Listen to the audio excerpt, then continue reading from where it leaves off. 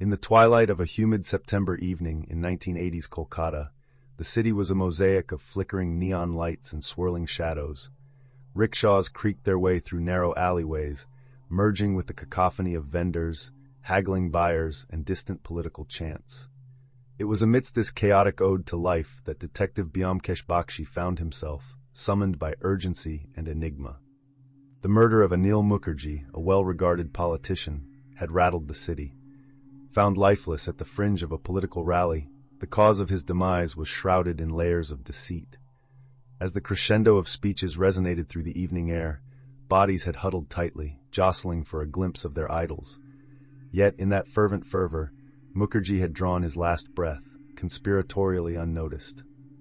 Byomkesh arrived at the scene, a makeshift dais with remnants of the rally still littering the ground. His keen eyes took in every detail. Pamphlets scattered like fallen petals, a forgotten flag gently swaying, the yeasty tincture of street food lingering in the air. His companion Ajit stood by his side, their silent camaraderie a bulwark against the impending storm of disturbances. Byomkesh, this case is mired in political muck. Tread carefully. Ajit's voice was a low murmur amidst the din. True, Byomkesh replied, his voice carrying the gravity of the night. But where there's muck, there are footprints. The initial probe led them to Mukherjee's inner circle. A cadre of ambitious men and wary family members, each juggling loyalty and aspiration. His closest aide, Rajat Sen, a man with shifty eyes and a perpetually quivering hand, was the first to be interrogated. He had many enemies, sir, Rajat echoed, his voice frayed at the edges. The closer the election, the murkier the waters became. Rajat's penchant for ambiguity didn't aid Byomkesh. His next stop was the politician's familial abode, a grand yet aging bungalow, standing as a testament to legacies both cherished and tarnished. Inside, the atmosphere was thick with grief and whispers, staunch traditions juxtaposed against modern defiance. Mukherjee's widow, Sumitra, held her composure with a steely resolve, her sorrow crystallized into icy determination. She revealed an insider's perspective, a portrait of a man caught between the citizen's mandate and shadowy manipulations. Our son, Subir, he idolized his father, but was caught in the naivety of youth, Sumitra confided, her gaze distant. Many times, they clashed over the party's strategies. Byomkesh shifted his focus to Subir. Unlike his father's sagacious demeanor, Subir was a firebrand, often thundering against injustices real and perceived.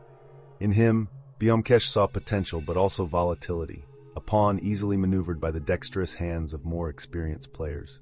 Subir, when was the last time you saw your father alive? Byomkesh's query pierced the evening's stillness within the family's study. Subir frowned, his eyes clouded with defiance. That evening, during the rally, he seemed tense, spoke of a betrayal but wouldn't elaborate. Then the crowd swallowed us, and I lost him.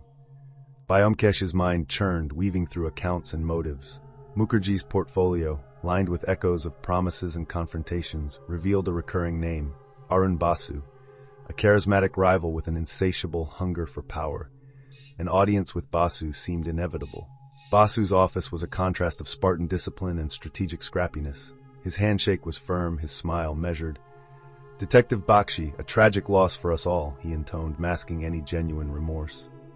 True, Byomkesh replied smoothly, but losses often reveal more than victories, wouldn't you agree? Basu's facade barely flinched.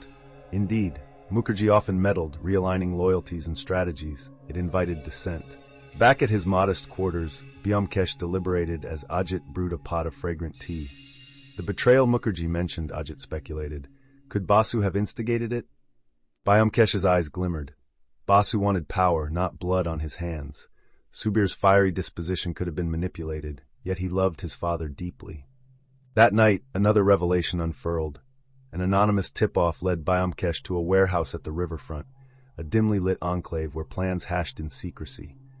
Amidst the gloom, a radio crackled, a snippet of a conversation between Sen and Basu, revealing their joint machination. Mukherjee's end was not planned until he started to backtrack alliances, threatening their covert agenda.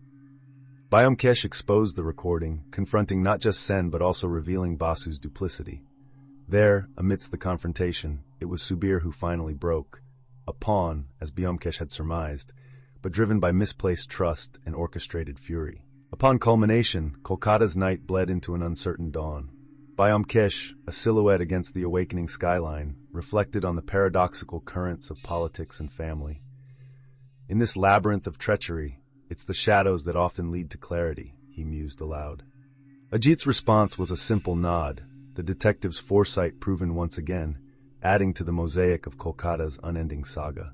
And so, life in Kolkata resumed its relentless rhythm, whispering tales of glory and doom, echoing the eternal dance of light and shadows.